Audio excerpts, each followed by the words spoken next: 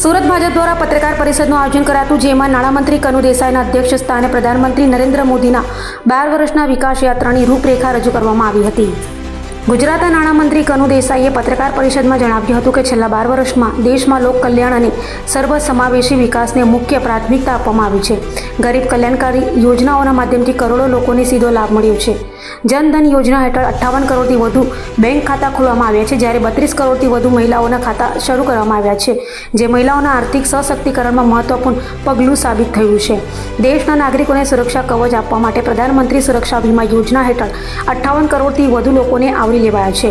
ખાદ્ય સુરક્ષા અંતર્ગત અત્યાર સુધી 81 કરોડથી વધુ દેશવાસીઓને મફત અનાજ આપવામાં આવ્યું છે, જે કોરોના સમયથી શરૂ થયેલી સહાય યોજના આજે પણ સતત ચાલુ છે. કૃષિ ક્ષેત્રે પીએમ કિસાન સન્માન નિધિ હેઠળ 11 કરોડથી વધુ ખેડૂતોને 4.3 લાખ કરોડ રૂપિયા સીધા તેમના ખાતામાં જમા કરવામાં આવ્યા છે. આ ઉપરાંત ધરતી આબા ગ્રામ ઉત્કર્ષ અભિયાન માટે 79,000 કરોડ રૂપિયાની ફાળવણી કરવામાં આવી હોવાનું પણ જણાવાયું છે.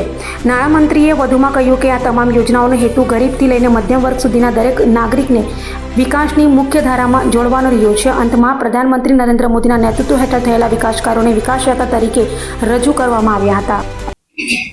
કે 2001માં માનનીય મોદીજીએ જ્યારે ગુજરાતનું સુકાન સંભાળ્યું ત્યારે આપણા ગુજરાતની પરિસ્થિતિ એવી હતી કે ગુજરાત આમાંથી આર્થિક રીતે બેઠું થશે કે નહીં, અને તે સમયે એમણે રાષ્ટ્રવાદને ધ્યાનમાં રાખીને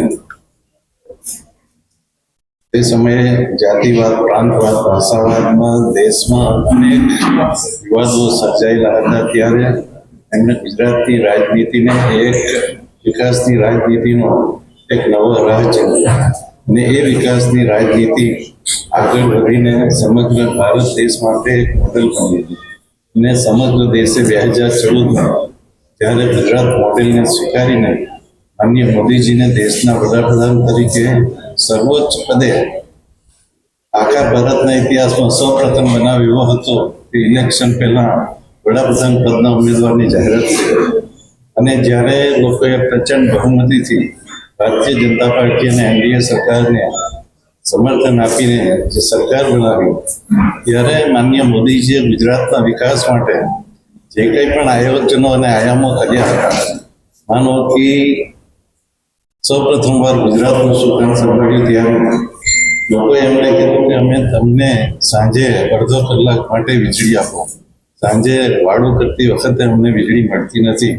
અને એમણે સમગ્ર ગુજરાતમાં દરેક ગામોમાં 24 કલાકમાં જે વીજળી આપવાનું શરૂ કર્યું, અને એની શરૂઆત પણ આપણા ગામના આદિવાસી વિસ્તારથી કરી.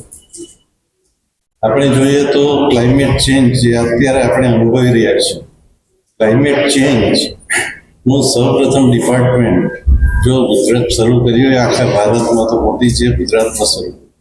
ને એ ક્લાઇમેટ ચેન્જને પહોંચી વળવા માટે શું પગલાં લેવા જોઈએ એના માટે એમણે એક બુક પણ લખી, અને સાથે સાથે જે સુધારાઓ કર્યા એમાં સોલાર પોલિસી લાવ્યા, સોલાર પોલિસી, વિન્ડ પોલિસી, અને આજે એના પરિણામ રૂપે જ આપણું ગુજરાત જે રિન્યુએબલ એનર્જી કહેવાય કે સૌર ઉર્જા હોય કે પવન ઉર્જા હોય, એમાં આપણું ગુજરાત આખા દેશમાં નંબર 1 છે.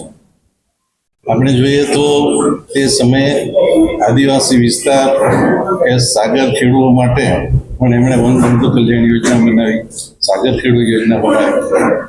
જ્યારે આરોગ્યની સુવિધા માટે કોઈ વ્યવસ્થા સમગ્ર ભારતમાં ન હતી, ત્યારે એમણે મા આરોગ્ય કાર્ડ વતી ગરીબ માણસ કોઈ પણ હોસ્પિટલમાં સારામાં સારી ટ્રીટમેન્ટ લઈ શકે એ માટે મા આરોગ્ય કાર્ડ આપીને જે શરૂઆત કરાવી.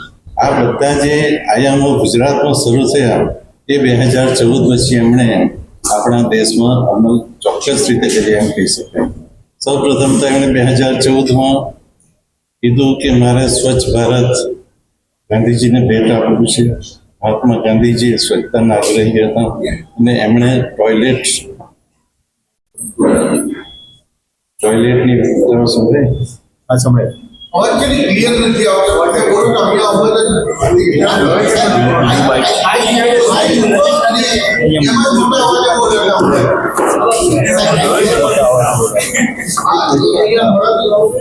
નજીક જતા રહો.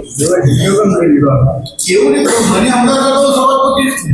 હા ખબર પૂછો. ચાલો.